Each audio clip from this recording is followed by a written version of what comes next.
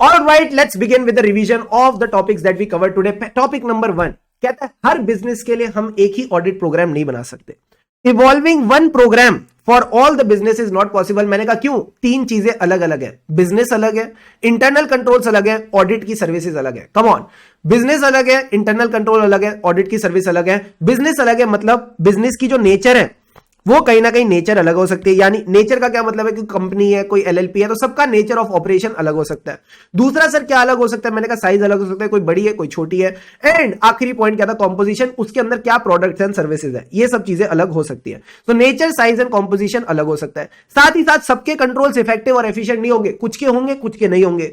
So effectiveness and efficiency of operation and the nature of services to be rendered, ये सब अलग अलग हो सकती है। तो जब तीन चीजें अलग है तो एक ही प्रोग्राम क्यों?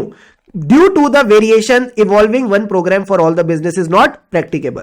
फिर अगला सवाल आता है सर क्या हर असिस्टेंट एक ओपन माइंड रखेगा? क्यों? क्योंकि सब बिजनेस अलग है, उनके इंटरनल कंट्रोल अलग है एंड हमारा स्कोप ऑफ सर्विस अलग है। सो कंसीडरिंग दीस थ्री फैक्टर्स जो आपने ऊपर पढ़े, वही तीन फैक्टर्स को ध्यान में रखते हुए हम क्या करेंगे ना, हम एक मिनिमम प्रोग्राम डिजाइन करेंगे, एक स्टैंडर्ड प्रोग्राम डिजाइन करेंगे। उसमें आप कुछ प्लस कर लो कुछ माइनस कर लो। Come on, minimum essential work standard program बनाएंगे, उसमें आप कुछ प्लस कर लो कुछ माइनस कर लो। प्लस का मतलब है आपने जैसे जैसे एक्सपीरियंस गेन किया आप प्रोग्राम को ऑल्टर कर सकते हो, चेंज कर सकते हो to include the situations which were left out, जिनको आपने पहले छोड़ रखा था। तो considering your experience you can alter the program to include the situations which were left out. Sir कई सारी ऐसी फालतू बातें भी हो सकती प्रोग्राम में जो काम की नहीं है, हाँ उनको हटा दो। यानी if any work which was originally provided and it is unnecessary, काम का नहीं है मतलब unnecessary, irrelevant, that can be dropped. तो करे क्या? चुपचाप ओपन माइंड रखो। You should be encourage to keep an open mind. And last वाला पॉइंट तो हमारा फेवरेट है सर, क्यों? क्योंकि इसी के ऊपर क्वेश्चन था। अगर आपको पता चलता है कई सारे ईवे बिल 24 घंटे में कैंसिल हुए हैं, कई सारे ईवे बिल 24 घंटे में कैंसिल हुए, टेस्ट योर अंडरस्टैंडिंग भी साथ साथ करा रहा हूं। तो अगर 24 घंटे में सही कई सारे ईवे बिल कैंसिल हुए हैं, किसको बताएंगे? सर अपने सीनियर्स को बताएंगे। तो report the significant matters to your partner, to your proprietor and to your senior. क्या ये पूरा का पूरा क्वेश्चन क्लियर है? जल्दी से बताओ, यस और नो? Yes sir. फिर हमने एक बढ़िया वाला टॉपिक किया था जिसका नाम क्या था? Periodic review. जिसका नाम क्या था? Periodic review. तो मैंने कहा पीरियोडिक रिव्यू में सबसे पहले तो तीन बातें ध्यान रखना। पीरियोडिक रिव्यू का क्या मतलब है? अपडेटेड होना चाहिए। जो आपका ऑडिट प्रोग्राम है, देखो हर साल चीजें चेंज हो सकती है, हर साल क्लाइंट का धंधा चेंज हो सकता है, उसकी प्रोसेसेस चेंज हो सकते हैं। तो it is important to see whether your program is adequate. इन दो चीजों को ऑब्टेन करने के लिए, नॉलेज को ऑब्टेन करने के लिए और एविडेंस को ऑब्टेन करने के लिए। तो ये आपको पीरियोडिक रिव्यू तो करना पड़ेगा एडिक्वेसी देखने के लिए। बट सर क्यों करें? अगर नहीं करोगे तो डंडे पड़ेंगे। अगर नहीं करोगे तो डंडे पड़ेंगे। सर कैसे? पूरा क्रोनोलॉजी समझो। एंटिटी की बिजनेस पॉलिसी चेंज हो जाएगी हो, और अगर आपने प्रोग्राम को चेंज नहीं किया तो वो ऑब्सोलीट निकलेगा, और ऑब्सोलीट प्रोग्राम से ऑडिट किया तो आपके ऊपर लीगल कॉन्सिक्वेंसेज आएंगे। ये जो आपने बेवकूफी की, ये जो आपकी नेग्लिजेंस है, इसी वजह से लीगल कॉन्सिक्वेंसेज आएंगे। तो बस ध्यान रखना, एंटिटीज बिजनेस पॉलिसी में चेंज, ऑडिटर में carry out the work with obsolete audit program and due to this negligence, इसी बेवकूफी की वजह से लीगल कॉन्सिक्वेंसेज आएंगे। तो सब बच्चों ने बोला हमको लीगल कॉन्सिक्वेंसेज नहीं चाहिए, हमें डंडे नहीं खाने, तो क्या करें? अगर आप अपने प्रोग्राम को मेंटेन करना चाहते हो, उसकी इंपॉर्टेंस को, यूटिलिटी को मेंटेन करना चाहते हो, इंप्रूव करना चाहते हो, तो रिव्यू करो, पीरियोडिक रिव्यू करो of the program, of the clients operation. तो फिर वो अप टू डेट रहेगा, जो भी कमियां होंगी, इनएडिक्वेसीज होंगी, वो रिमूव हो जाएंगी। क्या ये तीनों पॉइंट क्लियर है? हाँ सर। अब बेसिक बात ध्यान रखना, टू अवॉइड द फेलियर। क्या मतलब था sir? Basic point two avoid the failure, यानी बेसिक फीचर कहता है कि आप सिर्फ इंस्ट्रक्शन, आप सिर्फ टास्क मत बताओ, इंस्ट्रक्शन भी दो। यानी अगर मैं सामने वाले को कह रहा हूं चेकिंग करनी है, तो उसको बताओ कितनी चेकिंग करनी है।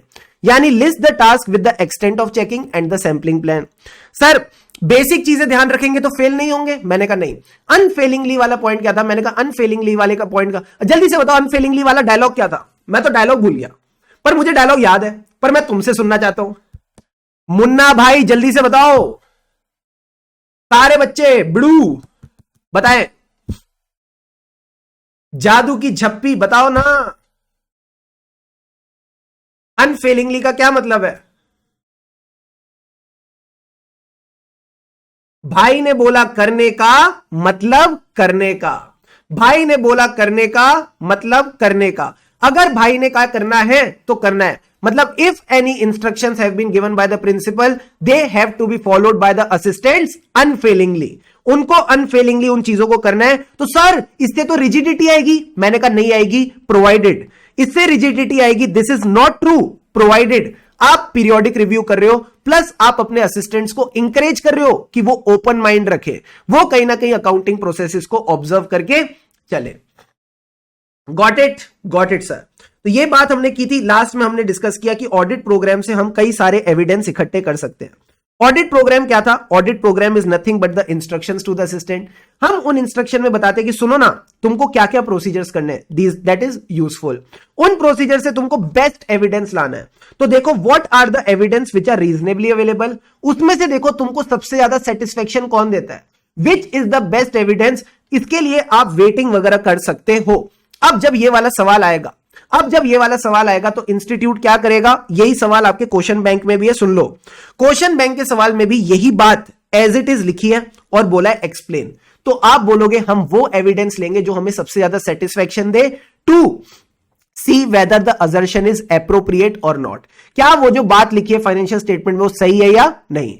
तो सर ये तो हम वेराइटी ऑफ फील्ड से ले सकते हैं, ये हम वेराइटी ऑफ फील्ड से ले सकते हैं। तो वेराइटी ऑफ फील्ड में क्या क्या पॉइंट आते हैं, एक स्टेटमेंट याद रखना, इंटर की एग्जामिनेशन में सबसे ज्यादा वैरायटी ऑफ फील्ड्स है।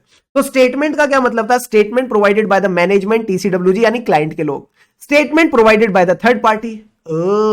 इंटर का क्या मतलब था, इंटरनल कंट्रोल्स को हम चेक कर सकते हैं, और inter relationship between the accounts, and last point क्या था, examination, physical examination, documentary examination. Come on, physical examination, documentary examination, and last में सर शुभम सर ने क्या दिए थे, एग्जाम्पल, कैश के, बैंक के, डेटर्स के। कम ऑन, कैश के, बैंक के, डेटर्स के, एक बार और, कैश के, बैंक के, डेटर्स के, एक और बार, कैश के, बैंक के, डेटर के। मजा आ रहा है, कैश के, बैंक के, डेटर के। कैश क्या था, कैश चेक करना है तो कैश काउंट कर लो। बैंकर के पास आपने कोई सिक्योरिटी रखी है तो बैंक से सर्टिफिकेट ले लो। डेटर के लिए क्या देखते हैं, तो मैंने कहा ये मैंने ऑलरेडी बता दिया, invoice, debit note, credit note, external confirmation. Best क्या है, external confirmation. 7 minutes 43 seconds. Done. So now wish you the best for tomorrow's test. धूम मचा देना कल के टेस्ट में।